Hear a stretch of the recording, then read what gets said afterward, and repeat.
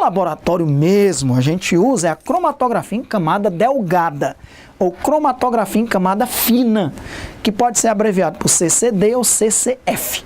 Cromatografia em camada delgada, cromatografia em camada fina. Existem o que a gente chama de cromatoplacas, é uma plaquinha de alumínio com sílica adsorvida, sílica grudada. Lá no laboratório, eu recebo várias do meu orientador. Eu pego um lápis com régua, corto ali em pedacinhos de 5 centímetros por 2,5 e corto com tesoura mesmo, fazendo essas plaquinhas aqui, ó. Então, a camada fina revestida com sílica ou com Al2O3, SiO2 ou Al2O3. Essa placa pode ser de vidro, aí ela já é preparada, de plástico ou de alumínio. Lá no laboratório aqui da UFC, a gente usa muito de alumínio, né? E ela vem 20 por 20, aí eu corto diversos pedacinhos de 5 por 2,5. Então, a cromatografia em camada fina, ó, é preparada com a camada fina revestindo esse adsorvente. Aí eu coloco um pontinho ali, ó, marco, risco com um lápis, 1 centímetro aqui da extremidade ou menos, coloco ali a tinta, uma pequena quantidade de amostra em uma solução gotejada, formando pontos sobre a placa. E aqui eu coloco, ó, dentro desse recipiente o solvente. De novo, o solvente não é para tocar aqui nessa amostra, ele fica abaixo da amostra, aí ele vai subindo na cromatoplaca. Ele está bem aqui, ó. Aqui no desenho ele está bem aqui. À medida que ele vai subindo, ele separou 3 componentes já. Você vai deixando e eles vão se separando cada vez mais. O que é que você me diz do amarelo? Ele tem a maior afinidade pelo solvente e menor afinidade pelo adsolvente que está sendo usado na placa. Pode ser sílica ou Al2O3. Ok? Tem mais afinidade pelo solvente. O que é que você me diz do vermelho? Ele tem menos afinidade pelo solvente e mais afinidade pelo adsolvente que está sendo usado na placa. Ok? Então os analitos se separam. A ponta da placa de cromatografia de camada fina é imersa em uma cuba contendo solvente. Tá bom? Ele fecha, porque aqui dentro fica saturado com o vapor do solvente, né? Por isso que tem que ser um sistema fechado. Veja que até no exemplo anterior a gente colocou um vidrinho de relógio, né? Para ficar aqui um sistema saturado com vapores desse solvente, que fica um processo mais eficiente, ok? Olha aqui, ó, as plaquinhas que eu falei para você, ela é 20 por 20, são relativamente caras essas plaquinhas, viu? Aí a gente corta no tamanho adequado, aqui uma foto real, ó. A gente pega um capilarzinho de vidro, mergulha lá na amostra, que é a solução, pinga aqui uma gotinha suficiente, ó. Coloca aqui na cubeta, solventezinho, ó. Ele começa a subir e vai separando os componentes, ok? Muitas vezes não dá para a gente visualmente enxergar os componentes. Aí você coloca sob luz ultravioleta, você coloca um revelador, que no laboratório é muito utilizado, um revelador à base de vanilina, e aí você aquece na estufa. Eu vou lhe mostrar as plaquinhas, inclusive que eu fiz no meu doutorado, ok? Daqui a pouco as plaquinhas vão ser mostradas aí. A terceira cromatografia, já falamos, cromatografia em papel e cromatografia em camada delgada. Outra muito útil é a cromatografia em coluna. Essa coluna é uma coluna de vidro. Daqui a pouco você vai ver a coluna toda. Ela tem uma torneirinha para você abrir e fechar. E aqui você coloca em cima, essa coluna de vidro é revestida geralmente com a fase estacionária, que geralmente é sílica. Uma sílica bem branquinha, fininha, que você coloca até o topo. Aí você coloca a mistura aqui, ó, que no caso são 3 substâncias, A, B, C, lá no topo da coluna. E aí você coloca solvente, só que agora o solvente, pela ação da gravidade, ele vai descendo. A fase estacionária é a sílica, que é a mais usada. A fase móvel é o solvente, que pela ação da gravidade ele vem descendo. À medida que ele vem descendo, tem substância que vai ter mais afinidade pelo solvente, que é a fase móvel. E tem substância que vai ter mais afinidade pela fase estacionária, que é a sílica. Aí, essa que tem mais afinidade pela fase estacionária vai ficando para trás. A que tem mais afinidade pelo solvente vai indo para frente. E aí você consegue separar. Na primeira figura, amostras contendo 3 componentes, A, B, C, é colocada em uma coluna que contém a fase estacionária. Aqui na figura 2, eu estou passando solvente, solvente, solvente, solvente. À medida que a amostra é carregada ao longo da coluna pela fase móvel, que é o solvente, os componentes vão se espalhando. Ó. A, B, C já estão se espalhando. O A tem mais afinidade pelo solvente, o C tem mais afinidade pela fase estacionária. Com o tempo, já está lá na ponta da coluna o A, a torneirinha está aberta, aí eu venho com um recipientezinho e recolho.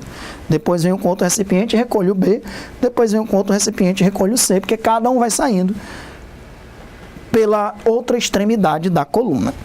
Agora você vai ter uma visão total da coluna. Olha aqui uma coluna de vidro, ok? Tem colunas de diversos diâmetros e de diversos tamanhos. Você escolhe de acordo com a quantidade de amostra.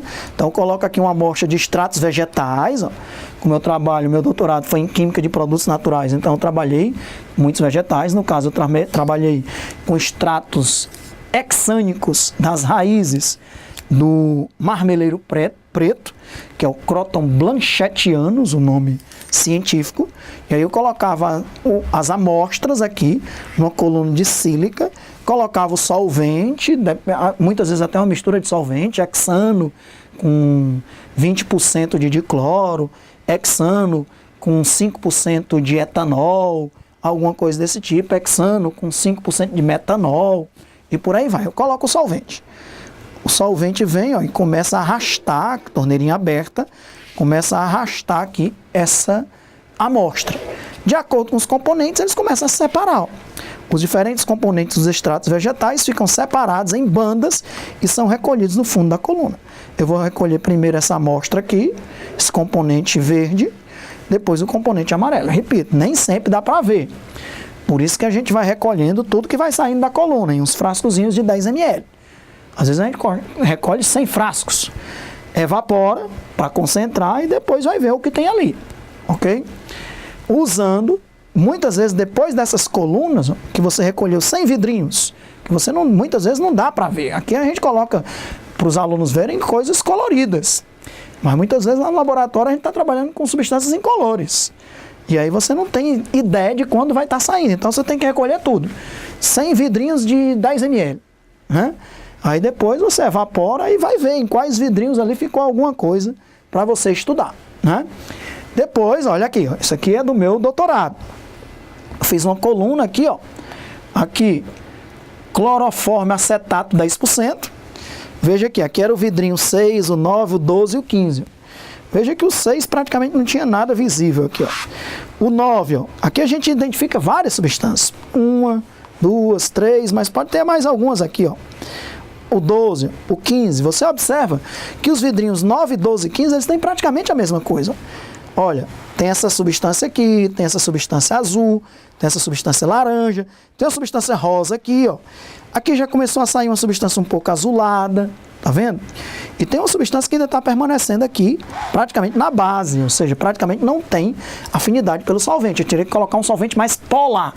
Por exemplo, aqui está cloroforme acetato 10%, colocar cloroforme acetato 50%, aí até essa basezinha aqui começa a sair. Olha aqui é o vidro 61, 69, 65, 67. Pensa que é moleza, né? Olha quantos vidrinhos foram recolhidos. Olha aqui, ó.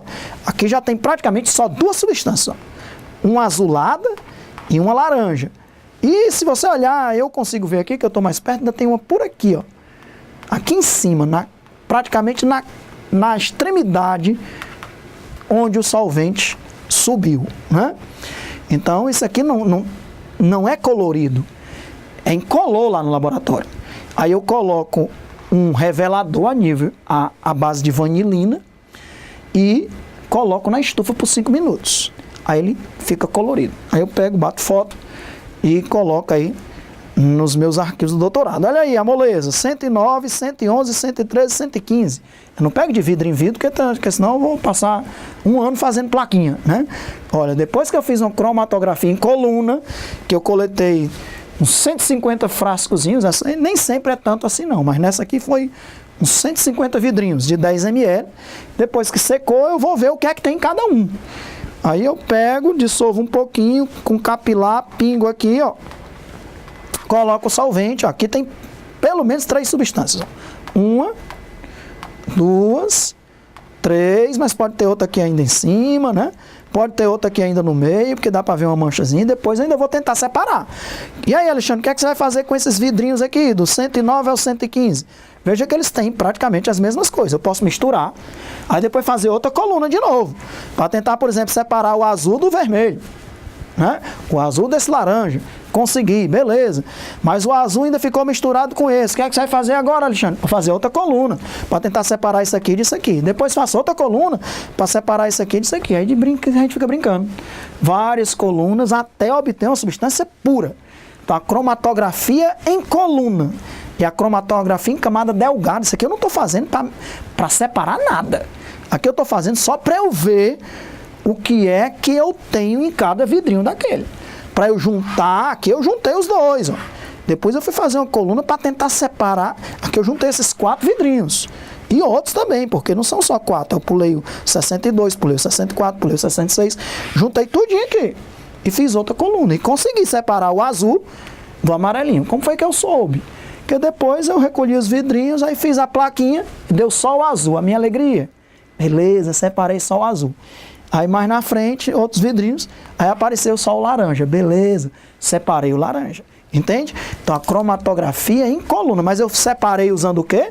A cromatografia em coluna. E depois eu verifico o que foi que aconteceu com a cromatografia em camada delgada. Tá certo? Então tá aí 3 cromatografias.